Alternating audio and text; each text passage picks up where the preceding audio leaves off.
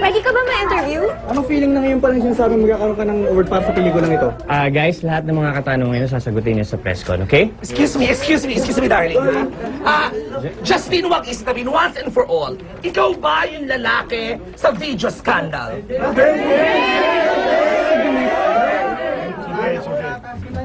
No comment ako dyan yan. Lahat ng tanong nyo, sasagutin ko sa press con to. Okay, thank you. Follow-up question lang, Justine. Justin, compare mo siya!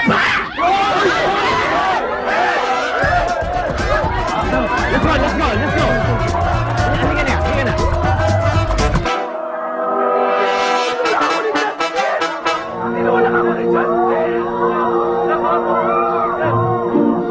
Yan po mga kaibigan, nakita mo naman yung alleged physical harassment ginawa ni Justin Lazatin kay Chicky. Chicky, kasama natin ngayon dito sa Showbiz Central. Chicky, how do you feel?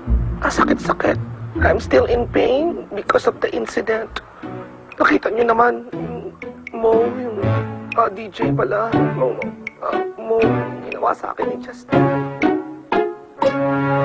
Alam ko, isa lang ako habak na reporter na nagkaroon ng maliit na pangalan sa TV. Tapos siya, sikat na artista. But I don't deserve this. Alam mo, ginagawa ko lang yung trabaho ko. Pero Chicky, marami nagsasabi na ikaw ang nagsimula ng gulo na gino. No, that's not true. Marami akong mga witness, maraming mga nakakita doon ng ginawa niyang pagtulak sa akin. Pero how true naman, yung mga balita na ikaw, nag-iimbento ka raw ng mga intriga laban kay Justin dahil galit ka na hindi ka pinili kang manager niya. How true is that? No, that's not true. Wala akong ginagawa na intriga, na invento against him. That's not true. Lahat ng sinasabi ko tungkol sa kanya, totoo, babaero talaga yan. Justin na yan, matagal ko na yan kilala. Sa lahat ng babaeng nagmahal. Pero sinaktan ni Justin Lazatin. Bukas po ang programa ng inyong lingkod para sa mga hinaing ninyo.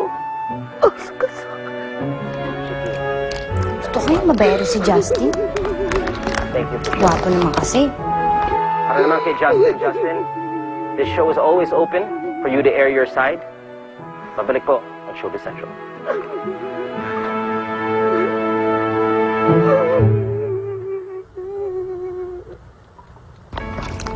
Ano kaya naging girlfriend yan? Gutom pa ako?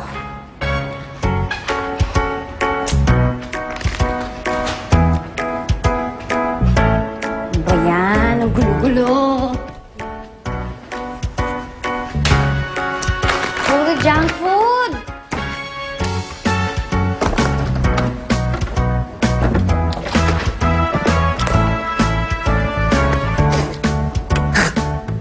Asim! Sabi ko naman kasi kay Donald mag-grocery siya eh. Binigyan ko naman siya ng pera, hindi pa rin siya grocery. Ano ba yan? Sir, tama. May isang lalaki. Pumunta siya sa grocery, tapos gusto niya bumili ng gatas. May nakilala siyang isang babae na napakaganda, sobrang mistisa, sobrang ang ganda-ganda niya, talagang gumaganda yung balat niya sa kaputian. Tapos, naghahanap din siya ng gatas. Kaya lang, since hindi nila alam kung saan hanapin yung gatas, nagsabay na sa pumunta doon. Nagkain laban.